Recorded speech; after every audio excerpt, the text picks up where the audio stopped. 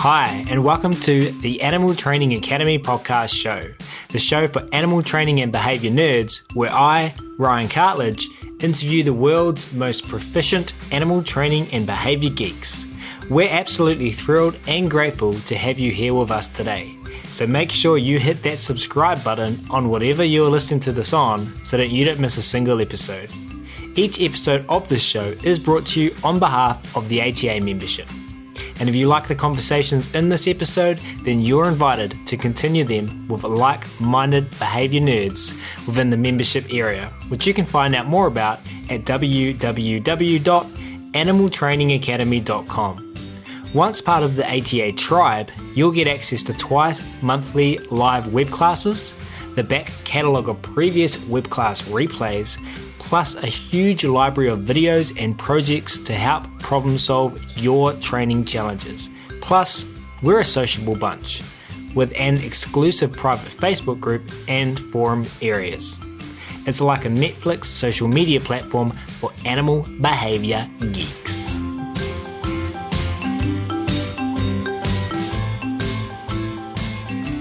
Well, we will get started on today's episode where we will be talking to one Jennifer Shryock. Jennifer is a certified dog behaviour consultant, CDBC, owner of Family Paws LLC in Cary, North Carolina, and holds a degree in special education. Jennifer is also former VP of Dog Gone Safe, a non-profit dedicated to dog bite prevention and victim support. Jennifer's proudly served on as a board member of the International Childbirth Education Association. She's a recognised expert on dog and baby/toddler interactions and safety, has written and spoken extensively about these topics as well. Her two programs, Dogs and Stalks and Dogs and Toddlers, have been featured in national media such as the Wall Street Journal, Martha Stewart Living, along with many TV and radio appearances. In 2000, the Shryock family adopted their first German Shepherd rescue dog.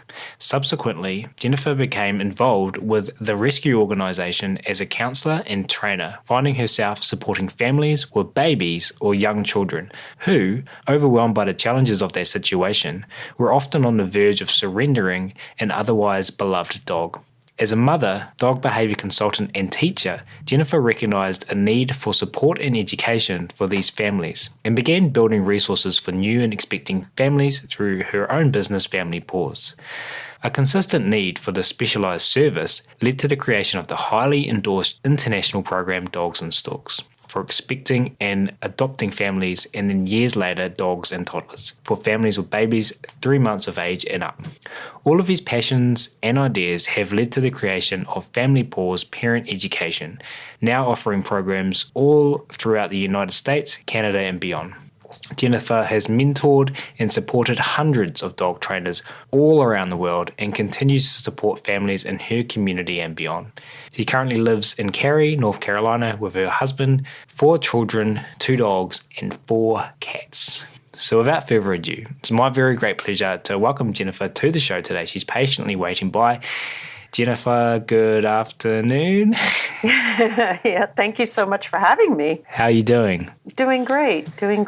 Thank you for making time to come and hang out with us at Animal Training Academy today. I really appreciate it. Absolutely. Well, I've been looking forward to that. You've been in the game for a long time. Yes. And you were telling me before you actually had a podcast show before podcast shows were cool. I did, and I'm going to have to hunt for those files, but yeah, 2008. I used to do your show with your daughter. It was so much fun.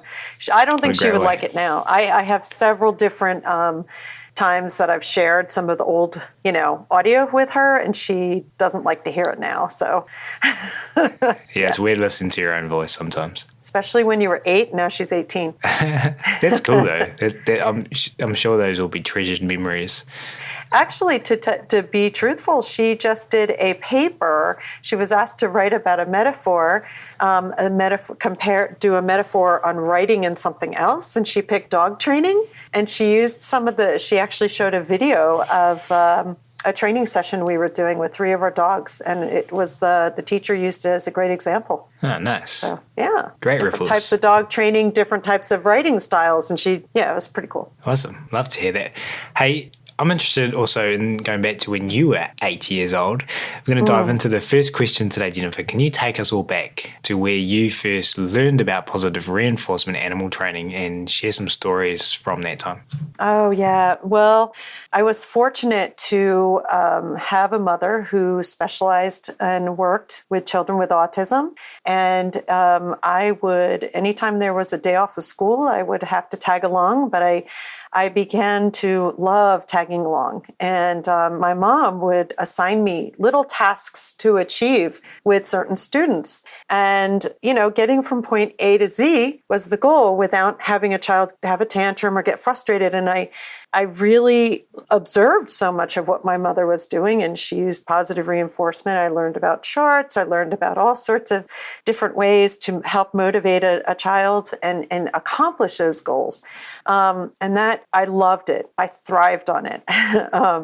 So I did a lot there. And when I wasn't old enough to be a teacher of children, so to speak, I taught our dogs. And I remember with my golden retriever in the backyard, having her sit and face the house and hiding all sorts of things in the back and making her hunt for it. I had a paper route and taught her to deliver the papers and come back and retrieve and get the next one. I loved it. I loved it. I loved anything about teaching. And my mom said, get experience. And that's all I did. I volunteered at summer camps. I volunteered and I did those things and ended up getting my degree in special education. So I've worked in a lot of group homes and intermediate care facilities, and was a program manager for a residential summer camp for adults and children with DUO diagnosis. So it was that was my beginning. Yeah. So what happened next? Yeah. So after that, I then, met my husband at some point, and we decided to have a family. And once I had kids, I absolutely wanted a dog. I longed for dogs. I've got to tell you, I had a guinea pig. That's one thing also too. I had little agility course because I couldn't have a dog when I was in, an apartment. So I had a guinea pig that I did all sorts of little agility runs with, which was super fun. But once we were married and we had several cats and we really wanted to get a dog, and our boys were 3 and 2, we decided that we really wanted a German Shepherd. That's my passion, has always been. And went to Shepherd Rescue. And we went to Shepherd Rescue saying, we want a puppy. To which they said, no. You have a 3-year-old and 2-year-old? No, you don't. And we ended up adopting a 5-year-old male German Shepherd who his name was Moose, and he was just fabulous. He was just really, really, really a great addition, but he taught me a lot. That's when I learned that parenting with a dog is very different than growing up with a dog. I also learned that anything you learned as a child is your automatic default when you become in that new position. And there were a lot of things that needed to change. I can say that growing up and showing in the 70s, it was a lot different than it is now. And unfortunately, I had a lot of learning and growing to do. And it was an important time. It was an important time for me. I tried to connect with local trainers, and I was not happy, not pleased with what I was seeing. It made me ask myself a lot of questions, having worked with adults and kids with aggression, and having to use your mind and look at body language and achieve goals without pushing someone over a threshold. I wondered why we weren't using the same kind of techniques and ideas and concepts with dogs. And I was a little upset by that at the time, and became increasingly more so. So that kind of led me into exploring different parts of the dog world and deciding that I wanted to kind of jump back in and, see what I could do. So share with us a little bit more about Moose. So Moose joined your family, and you said he was a great addition and he taught you a lot. Can you share some stories from kind of introducing Moose into your life? Oh, yeah. Well, I grew up so this is kind of funny. I grew up with Cavalier King Charles Spaniels and Golden Retrievers, but I always loved German Shepherds. I loved their look. I used to obsess about it. I dreamed of them. I loved them. I grew up in Morristown, New Jersey, so I would see the seeing eye dogs all over the place and just wanted a Shepherd. So Moose was beautiful. He was perfect. But what I didn't know, what I wasn't prepared for, was a German Shepherd. I wasn't prepared for a German Shepherd. I kept thinking, why doesn't he just wag his tail? Like, again, Goldens and Cavaliers, you look at them, you don't even have to look at them. You breathe and they're like, oh, yeah, yeah, yeah. Not a Shepherd. They're like, yeah, you gotta work on that. You gotta earn that trust. You gotta get there. They're not as open. So that was a little adjustment. The other thing was within a half hour of adopting and having Moose in our house and having a 3-year-old and 2-year-old, two little boys, every ball in the house was destroyed within a half hour of Moose arriving. That was a little horrifying. So we had to learn about that. I learned what ball crazy was. We lived at the end of a townhouse where there was a sand volleyball court and a basketball court, and everybody would bounce their balls, and we had floor to ceiling windows. So Moose would throw himself at the windows, and so I learned a lot about that. Moose was a huge contributor to everything with the Dogs and Storks program. It never occurred to me that things like Hot Wheels tracks would be absolutely exciting and enticing to him. But if it moved and it rolled, it was his. And so having the management, coming to the realization that you can, in order to work on that behavior, there's a lot you need to dedicate your time to doing, especially if your kids are going to play with this randomly, or you can manage it. And so I kind of began that whole, wow, now I have to kind of key into what are the things that trigger him to get over the top aroused and excited. Helium balloons, forget it. Really bad. He was a great teacher. The other thing is, and I didn't mention this, but when we got Moose, we also had 2 cats that took quite a while to forgive me for this intruder in the house, because he was rather excited and they were rather mortified. So that took a while, but it was a great learning opportunity. So I loved Moose so much and decided that I wanted to volunteer with rescue, and you know how that goes. You start volunteering, and if you're a sucker and you kind of say yes, yes, yes enough, not only do you end up with many foster dogs as we did, which was fabulous learning experience, but I became president of GSD Rescue, and it was a great experience. Yeah. So. Yeah.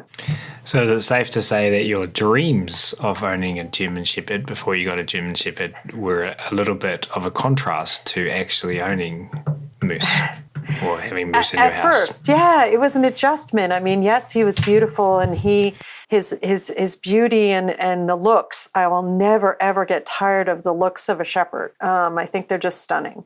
But I wasn't prepared for some of the high intensity of the breed traits. And that was a learning curve there. As you can imagine, Cavaliers and Shepherds, it's apple. I mean, now I have a Cavalier, I have a Shiloh Shepherd and a Pit Bull, and they're all different, and 4 cats. And, but it's nothing now. But at that time, it was definitely a learning experience, especially as a parent, new parent. And so you became president of the club that you mentioned there, and you started to see that people were having challenges with young families. Is that kind of how the next stage of your evolution? Terrible choice of words. Is that how the next part of your journey, your story kind of started? Yeah, so one of the things that I was responsible for was handling the voice line. And we used to get all sorts of phone calls from, I want to return this dog because, I just bought white couches and he has black hair and it doesn't mix anymore. So not kidding, that was a call.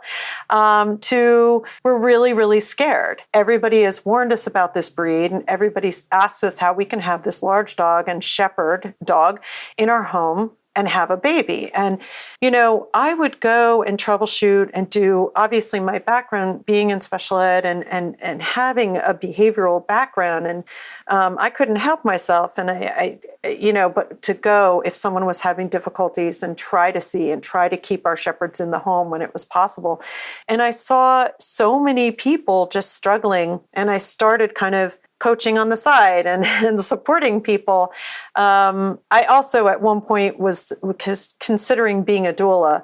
And so really between my going in the home to do early intervention assessments with children, and desire to be a doula. And I was a nursing mom counselor for years. And then the dogs, it all came together, right? So I was going into people's homes with young families and putting it all together. And a local trainer said to me, you really should charge for what you're doing. And I said, well, I can't. I don't have the credentials. I need to have something. Surely I need to. And she said, well, actually, and she gave me some suggestions and resources. And I started to do that and started my journey in CDBC. And that's kind of where we went. But, her point was a lot of people may not necessarily have credentials, but the stuff you're saying and what you're doing, I would love to work with you versus some other folks. And I would encourage you down that path. And I'm really grateful for that phone call.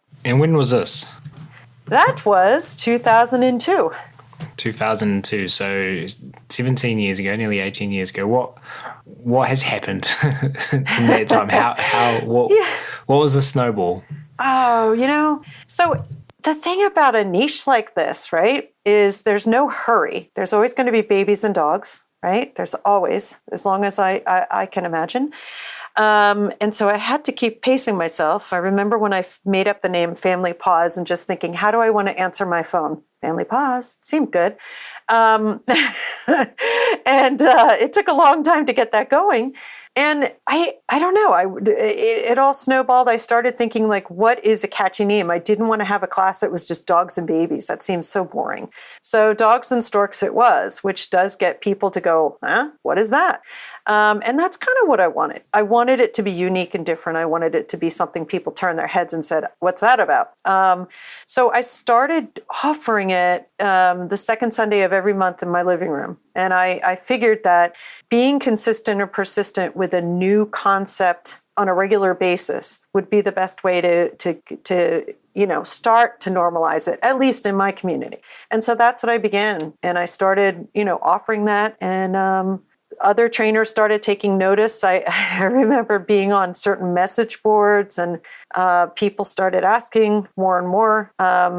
And then I had to find a way to license it and kind of change it and say, all right, how do I share? And, it's amazing when you are a dog professional or you start this, it's amazing how many different hats you wear as a business person. And, that was kind of neat and exciting, terrifying too. But that's, I thought, how am I going to share it? And have it be the way I want it to continue to be. And so that's kind of how it began. Our first license agreement went out in 2005. And actually our first educators are still educators. So, yeah. Must be something reinforcing about working with you, Jennifer. Hey, you said there that being persistent and consistent was important. What do you mean by that? Oh, yeah. You have to keep staying out there. And I think what happens, and this is why there are days and times that I think, oh, just sell it. Sell the program. Don't license it. And I always come back to, I want a consistent presence. And I want the same message consistently, persistently in the community, because I think what happens is a lot of dog professionals will run a dog and baby class and go, oh yeah, we should get tons of people coming to this. And they get maybe one and they run away. They never offer the class again. And I wanted to make the commitment and dedication to say, we're just not going to stop. We're going to keep offering this, keeping it out in the community, staying there, staying present, staying the name. Do what it takes, because until it becomes normalized and until people understand, especially dogs and toddlers, a lot of people have the idea to prepare with their dog for life with baby. So Dogs and Storks is not the challenge. It's dogs and toddlers. And that is the program that right now is our biggest push, is we don't want to get the phone calls after something's happened. There's so much we can do before. So staying consistent and persistent in front of your community is the way to do it. And so thinking back to 2002, if you could go back to that time and look forward from 2002, Jennifer, to where you are now, let's think about the dreaming of a German Shepherd and then actually getting a German Shepherd, and then there was a bit of a contrast there. The vision that you had in 2002, in relation to where you are in 2019? How do they match up? Well, I think I manifested more German Shepherds than one would ever have. My husband is a very, very animal-loving guy, thank God. I looked around the house one time when we had multiple foster dogs and thought, oh boy, what did we get into? I would say, we're in a really happy place, a very comfortable place, especially with our 3 calm dogs. Now we have dogs that, now it's just a thing, everybody's meshed. It's part of the family and we're not fostering anymore. We fostered 70 plus dogs and I don't know how many cats. So we're at the point that we're like settled, we're settled with that. And our Shiloh Shepherd might be our last Shepherd. I don't know, So we're starting to downsize with the Cavalier, obviously. So in 2019, with your various programs and business, what does an average week look like for you at the moment? Tell people about what you're up to in 2019. Oh, yeah. So an average week for me is definitely running our class that we do. So we have a 13-week course that we run 3 times a year for dog professionals who are interested in becoming a Family Paws Parent Educator. And then my best part of my week is coaching my educators. I think it's really important. I love having access and staying in touch with all of our educators. They're taking on some challenging cases, and my job in my heart is to be available and accessible to our educators who may have a case or may have a situation that they want to run by me. So I always have an open door and really try to support people. I think that's a huge part of our network. It has to be. And that's really important to me. And then I also have my own, clients locally, and then I have long distance clients as well that I keep in touch and do a lot of video stuff with. And then there's the social media, the dreaded social media that I try to create. And I'm hoping to spend more time having time to create more social media things. I actually just reserved office space because working at home, I'm sure a lot of other people can relate to this. It can be rather hard and isolating. And so I started to go to a shared workspace to kind of help relieve that a little bit. I hear it from a lot of dog professionals, those of us that work from home, it can be rather tricky. So those are some things that I'm up to. Yeah, I'm not trying to do more social media, said no business owner ever. We get that. So where can people go to find out more about these classes and becoming maybe you're a professional dog trainer and you want to get certified through you? Like where can we go to find out more information? Yeah, so it's a licensed program, and you can go to familypaws.com, and there is a tab that says programs, and you can look there. We currently are finishing, we're midway through our final one for the year, but we are absolutely accepting applications for January. And it's 13 weeks of online, but we also would love and will be doing more in-person, like weekend educator licensing opportunities. And that's a really great time because we can do role play, we can do hands-on with dogs, we can do other things. So if someone has an area that they would like to invite me out there, then we can certainly discuss that too. I really enjoy that. Wonderful. We'll link to this stuff in the show notes. If you, as a listener, want to easily find the links, then they'll all be on the Animal Training Academy website on the write-up for this podcast episode. Hey, thanks so much for sharing everything so far, Jennifer. We love hearing people's behaviour odysseys, as we call them here at ATA.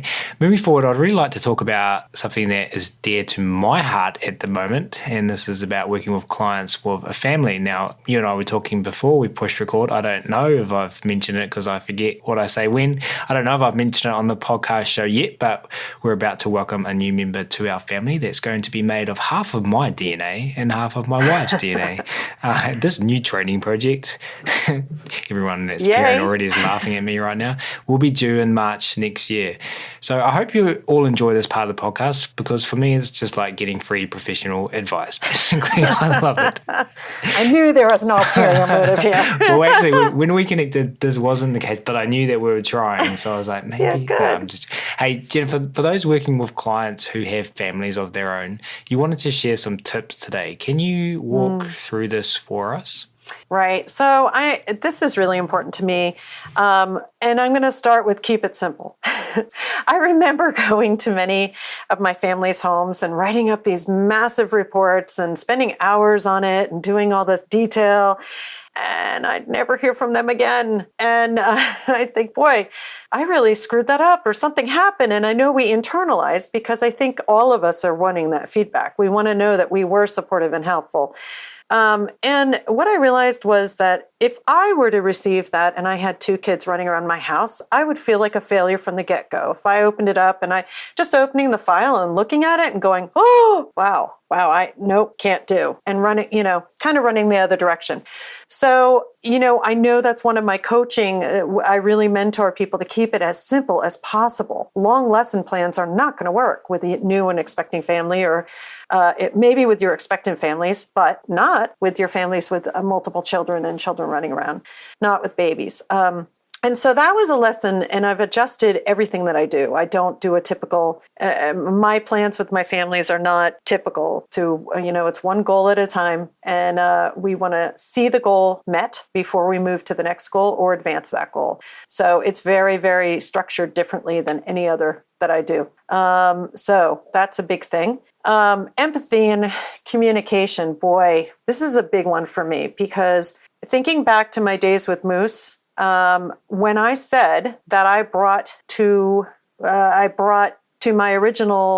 my childhood experiences into my experience with Moose, that meant techniques as well. And they were not friendly and nice, and they were not what I would even, at all advocate now. But I had some learning to do. All of our new parents are coming from that too.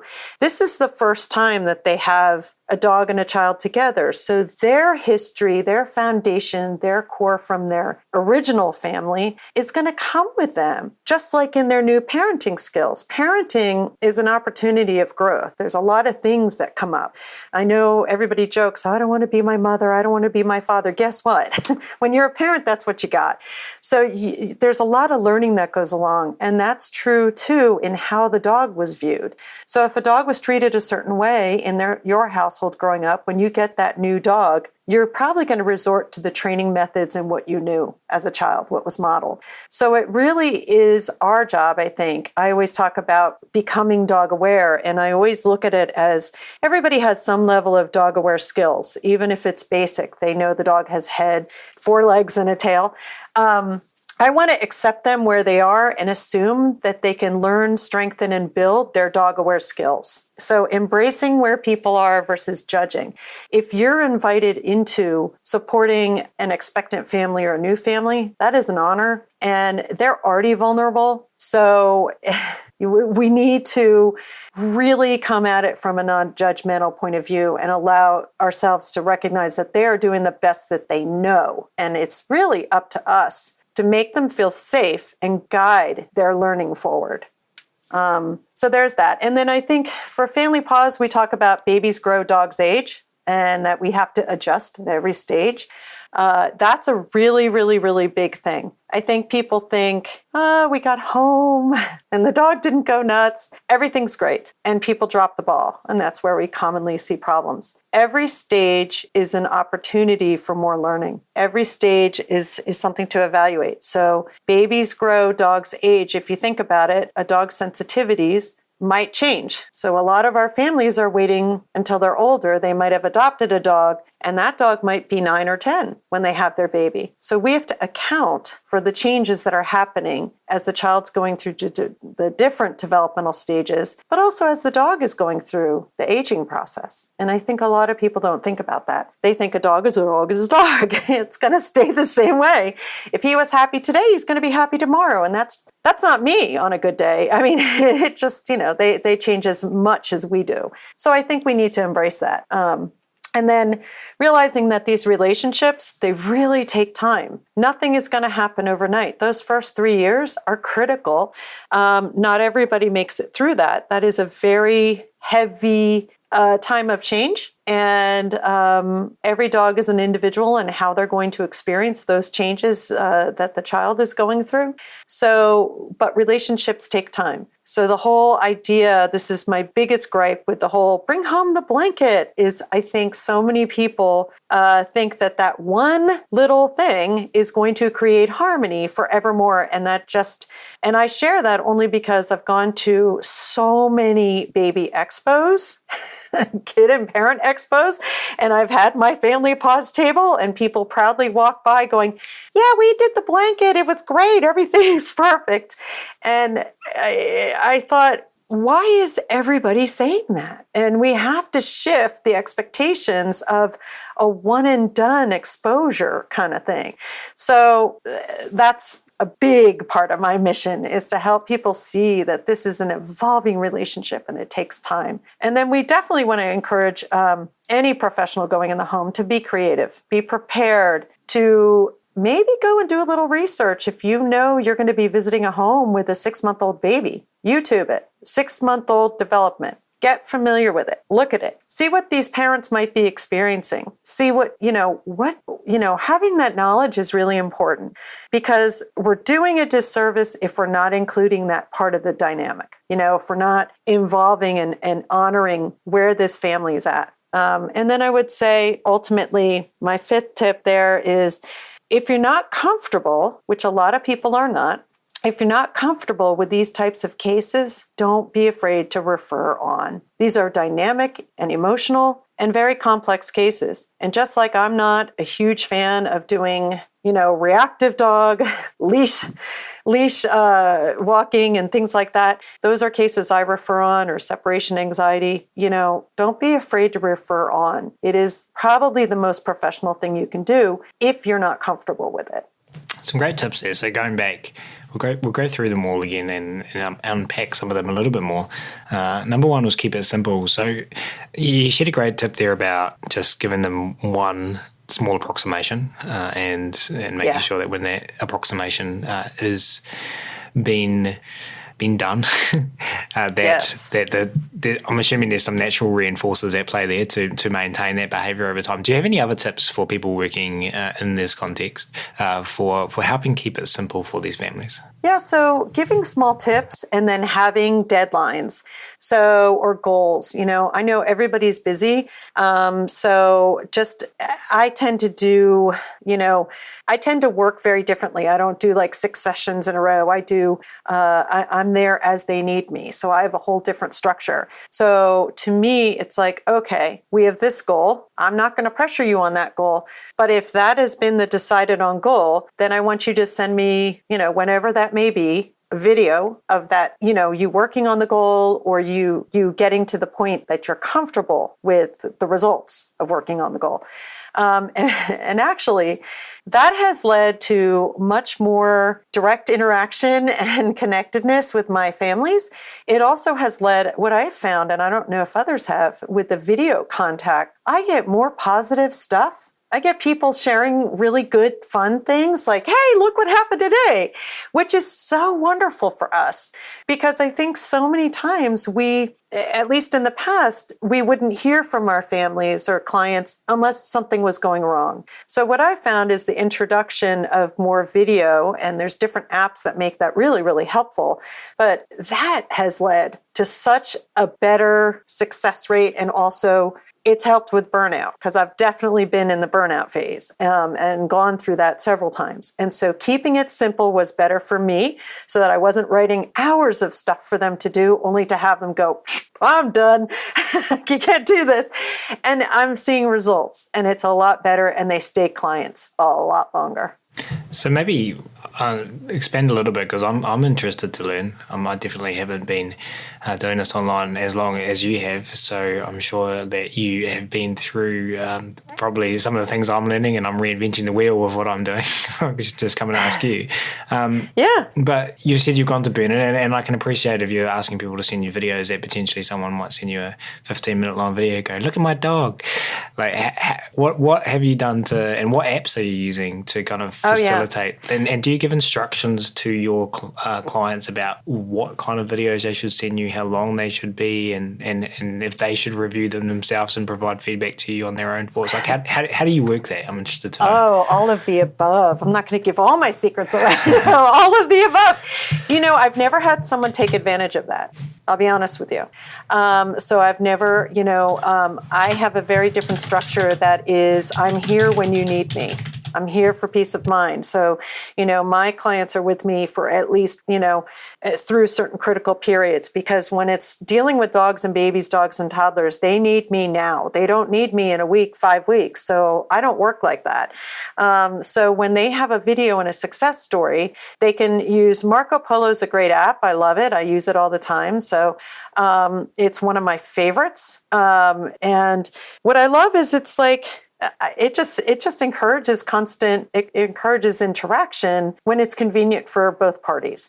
Texting is okay. I've kind of switched over. I don't use that as much, but I've heard, all sorts of different ideas. I heard someone the other day has like a Facebook group for every individual client. I have not done that, but it's an idea to consider.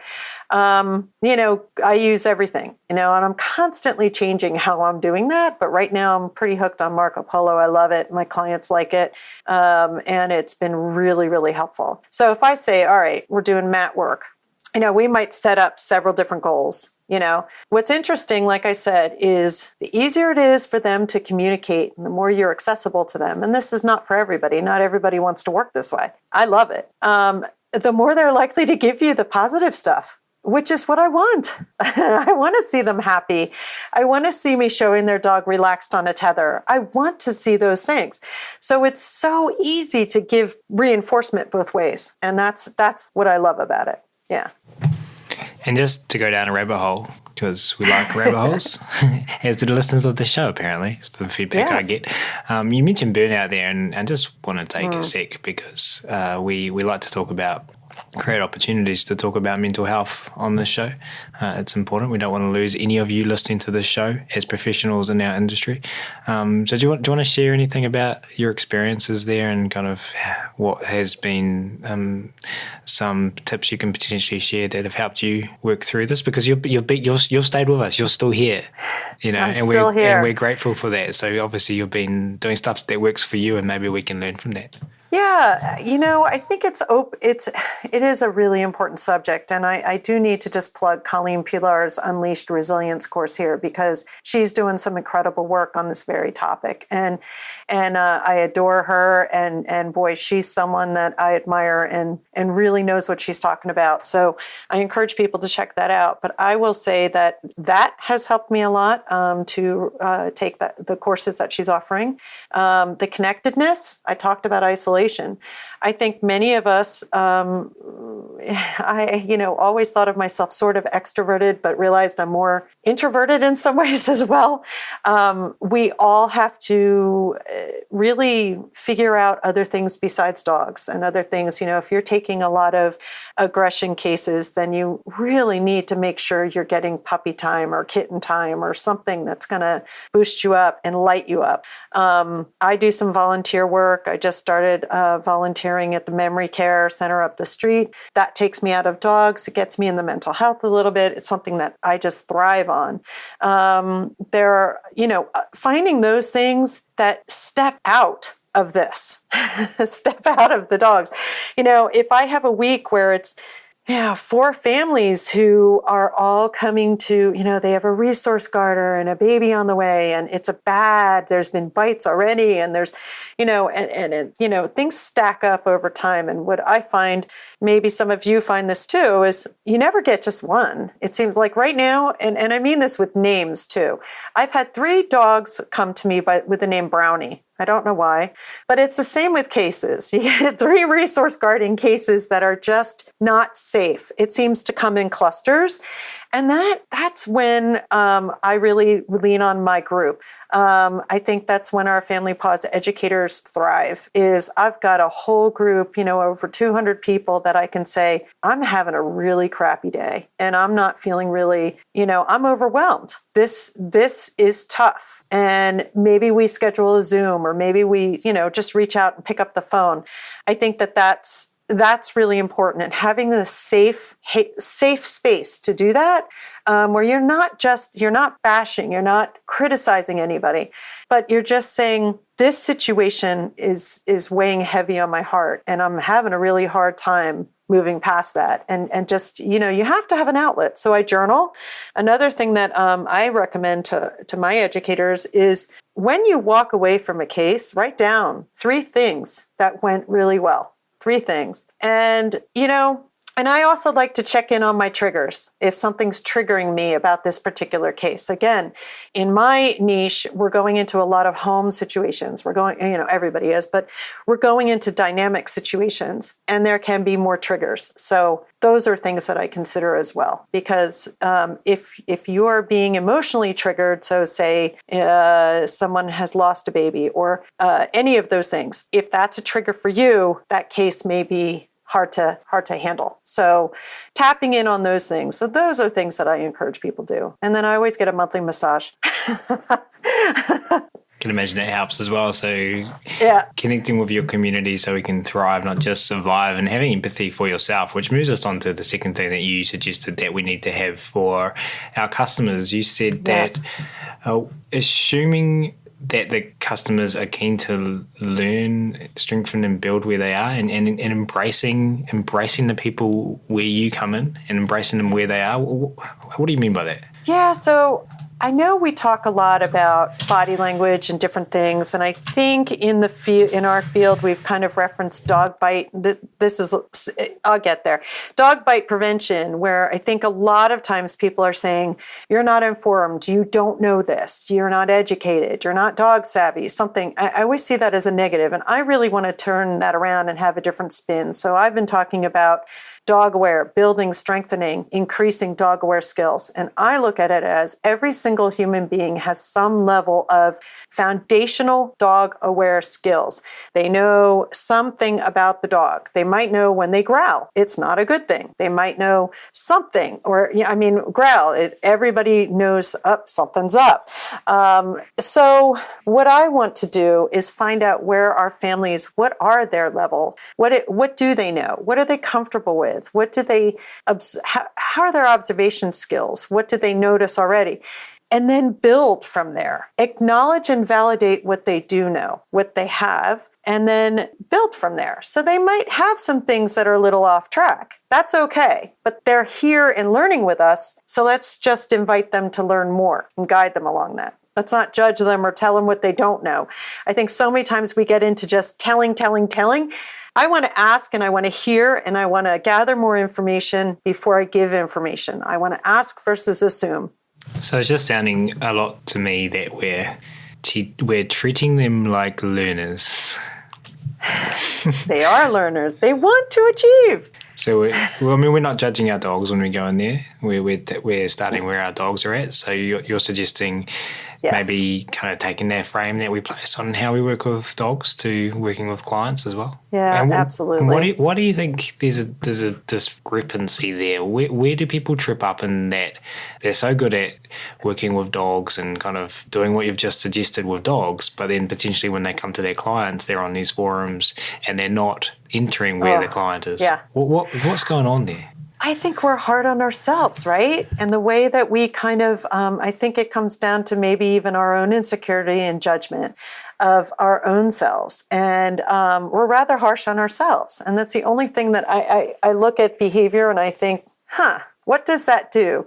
Because being judgmental obviously reinforces us somehow. And I think sometimes it's easier to get in and get in that dirty stuff and nasty stuff because we're not there, right? We're higher than that. We're better than that. Or that's them. And I think we have to become, we need to see ourselves in these people. And that's how, listen, when I brought Moose home, all I knew was, and at that time, okay, mind you, I don't want to get a whole bunch of emails and everything about this, but at that time, the skills and the tools that I had were choke collar, and that's what I had. That's what I knew. And if someone beat me over the head about that it wouldn't have helped me. I looked at it and said, this is not what I want to use. And it made sense not to use it. And then I jumped into other things that I could be using, such as a harness and everything else. But the more that someone is going to put you down for that when you're already vulnerable and reaching out for help, the less likely you're going to be open to the help that's being, that might be there. You're not going to learn. When we're scared or we feel anxious, we're not going to take in the information and we're going to move away from it. I don't know who it was that said, they are just you. No, you are just them, but with more information. Dr. Friedman. It was. I'm sure. I couldn't quite remember yeah, exactly. Yeah, it's true. It's true. And I think about, I even hesitate to say that was my background. I mean, it was, and in the 70s, that's kind of what you did. I remember going to the obedience classes and just praying my dog would sit, that she would just sit, because I didn't want the instructor to come over to me. I was so intimidated and I was fearful, let alone my dog. So I'm so grateful things have changed. But my brother, who got a dog, he got a dog a couple of years ago. And he was pulling from, even though he's older than me, he was pulling from our childhood dog raising skills. And that was such an interesting learning curve for me, because everything he was saying brought me back there. And I thought, wow, he is me 20 years ago. He's in the same place. So it put me in a really tough situation. And it was fascinating to see that play out, even in my own family. Interesting conversations in the family there. You say babies grow, dogs age. Relationships take time. And one of the things you mentioned was that you'd be at these events and someone would come up to you and say, yeah, we did the blanket thing. Well, so obviously that's reinforcing on a society level. Can I even say that? Does that even make sense? But it's got stickiness. What do you think about that has stickiness? And if we can identify that, can we use the thing that's making it sticky to our advantage to teach? Does that question make sense? Yeah, it makes sense to me. It does. So I think it's sticky because, it's like socialization in a way. When you see any article, it's going to mention, do this, do this, do this. So, if you gave 3 tips on what to do before bringing home a baby, there would be the same 3 tips that have been repeated 1,000,000 times since, I don't know, the beginning of time. And it's not that it's wrong. It's just that the original concept was more about classical conditioning, creating CER, doing all this other stuff. There were other things going on, right? It wasn't a one and done. So so it's tangible. People love tangible. So if we say, bring home the baby's cap, and we bring home, a blanket, and your dog sniffs it, and they don't go, I don't even know what people expect them to do. Like, if they don't get horns and, then everything's fine. And that's my fear, is that a lot of people do think that is kind of the ultimate tip. And I look at it from the perspective, and Madeline Gabriel told me this years ago, and I always give her credit because it cracked me up so much. But she's, she talked about, so if you're going to go over and have, if you're going to have guests, do you ask them to send their clothing ahead of time for your dog to smell them and get to know them? And we just don't do this. Go ahead and send me your underwear. So my dog, do you mind popping that a pair of underwear in the mail so that when you arrive Friday, he's already had your scent? We don't do that. I never ask my dog permission when I change deodorants or change laundry soap. So why are we doing powder everywhere? So there's a lot of suggestions that are very tangible, but when you break it down and go, is that really helpful? What would be more helpful? And that's where I want to come from, is there's concern that people think giving your dog, so what I see this translate into is people bring home the blanket and they play tug of war. People bring home the baby blanket and then throw it in the crate and leave the dog in there. People bring home the blanket and go, oh, look, it's Johnny, woo! And now their dog is overexcited about this.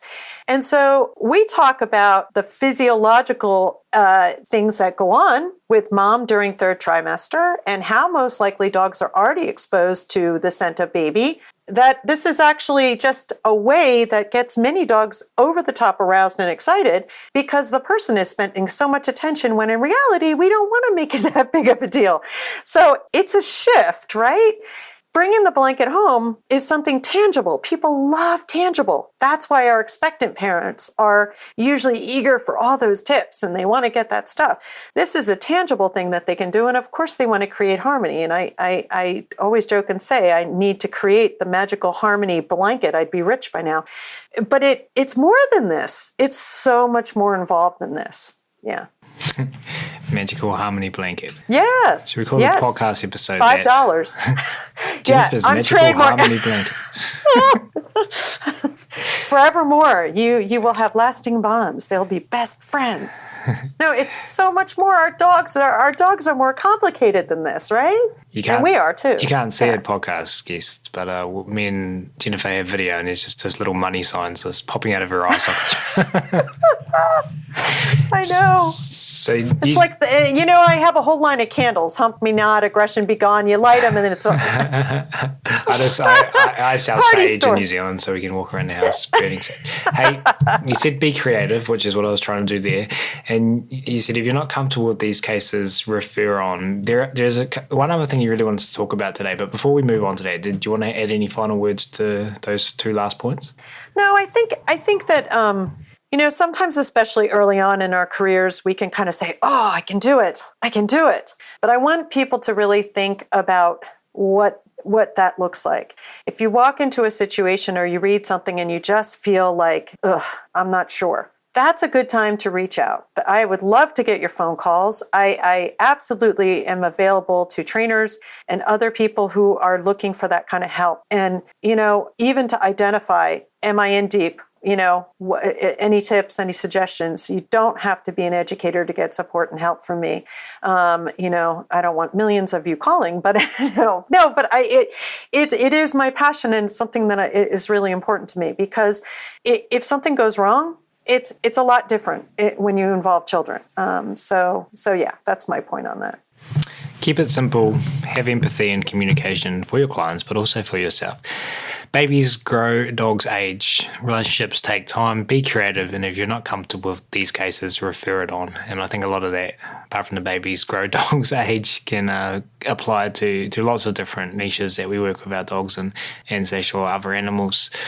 Now, all of us is contributing towards between 2002 and 2019 and 2030, creating more dog-aware generations, which is something that you're really passionate about. Can you talk to this for us?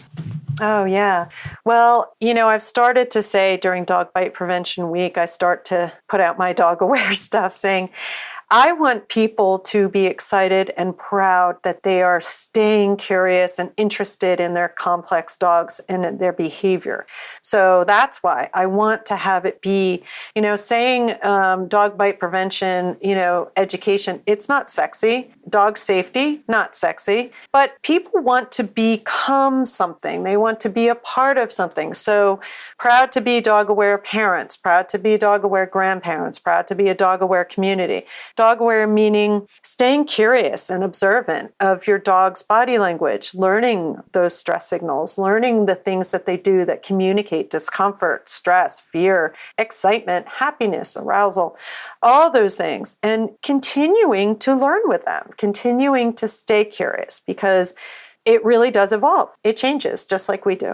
And different context, different situation, different household dynamics, everything changes. I see that every time my kids come home from college. I see dynamics shift. It's fascinating. So we've got to stay curious always. And so that's what I hope to do. And it's not one generation. I want all generations. So I want grandparents now to be excited. I want aunts, uncles. You don't have to be a parent. It should be everybody. Yeah. And small children. I think in our field, a lot of people see toddlers and go, oh, no, don't know what to do with them. Our small humans are such sponges. They are observing everything we're doing. So there's no better time than to broadcast and model different things that we're seeing with dog body language. That is the time. So I like to really take advantage of that. Big fan of staying curious. I'm curious how you stay curious. What techniques do you use to consistently be kind of pushing your own development moving forward and building your skills? How do we stay curious?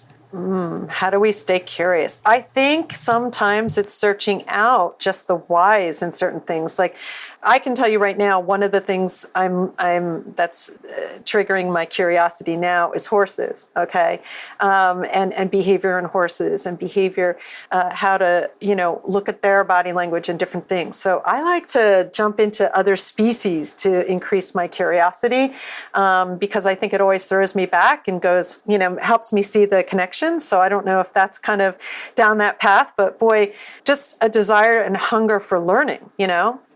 I'm curious why Rudy was barking at one in the morning. I don't know why that happened, but I'm curious. Were there things outside? I mean, this everyday stuff to take a moment and instead of assuming why, going, that is really interesting. I don't know why he's never done that before. So things like that, just taking a moment to not assume, but to question it, And with regards to the creating dog-aware generations, I went to your website and seen what I'm assuming is your family all donning, creating dog-aware generation T-shirts with big beaming smiles on their faces. A couple of years ago, yeah.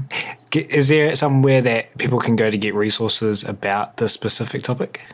We are working on that. So we have things that are internal with the Family Paws Educators, but we are working on expanding that and getting more information out there. We are planning on having a doggy detective program, and that is going to target more dog-aware skills. So that's my phrase: ears, eyes, tail, muzzle, gather the clues to solve the puzzle. And that's something that we really get excited about and helps not only our children, but our parents to have fun. So that's something you can stay tuned, and hopefully we'll be seeing more of that kind of thing coming out. Have I got it right? Ears, eyes, tail, muzzle, gather the clues to solve the puzzle. Yes. Well, that kind of demonstrates your get creative side of things. Yeah. Well, you can't solve, I used to go into schools and, get kids excited and say, who likes to be a detective? And then ask them, do detectives solve a case with one clue? And no. And then you get them up and you make them wag their tails and ears, eyes, tail, muzzle, and you get them all chanting it. It's awesome. I'm already envisioning me and... We have chosen a name, but I can't say it on here because wifey would not be happy playing detective in the future. Hey, thanks so much for all of this, Jennifer. Sadly, we are now at the final question for this episode, and you've probably answered it scattered throughout this episode already in some of the things you've said, but I'd like you to take us into the future now because we went back to when you were a child. We've shared your story and what you're doing in 2019. At this point, I'd like to look forward. What would you like to see happen over the next 5 to 10 years in the animal training, working with families, horse training, the greater community? What do you want to see happen over the next 5 to 10 years? Wow. I think one of my biggest goals, and we've been striving at this for a while, but needs to happen, is I want it to be normalized that people are going to get education. I want our dogs and toddlers program everywhere. I mean, we have to get that kind of resource in front of people. The other thing is I'm really passionate about getting the medical and psychology communities on board with this. We need a team. We need a balanced team of everybody, the psychology, the medical. We see too many dog bite victims that nobody's getting support. So that's like such a big mission of mine, is to create these teams working together with us as well. So that's huge. And obviously moving forward with a positive training, positive reinforcement training and those things. Understanding our animals, not just expecting them to do things because we want them to, but really creating the relationship and building the relationship as they age. One might say staying curious. Absolutely. Hey, thanks again so much for sharing everything today, Jennifer. Just before we do officially wrap up, I know we've mentioned this throughout the episode, but can you just remind everyone listening where they can go to find out more about you, what you do, Family Paws, and get in touch? Yeah, so they can always find us at familypaws.com. And then we have Family Paws Official on Instagram. And hopefully you'll follow us. And as mentioned, we'll obviously link to all of this in the show notes as well. This has been so much fun, Jennifer, from myself and on behalf of everyone listening. We really appreciate you taking the time to come on the show today. It's really appreciated. Thank you so much. Thank you.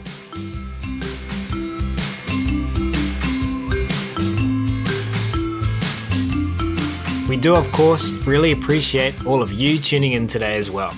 And if you have enjoyed this episode and you were interested in carrying on the conversation about working with our animals in the most positive, funnest, choice-rich ways, then as mentioned at the start of this episode, the Animal Training Academy community is waiting for you.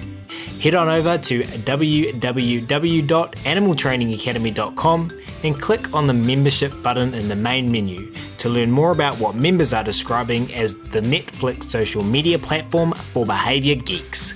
There's something there for absolutely everyone, and we're looking forward to having you join the tribe. That's it for this episode though. We're going to wrap it up there. Thanks again so much everyone for listening.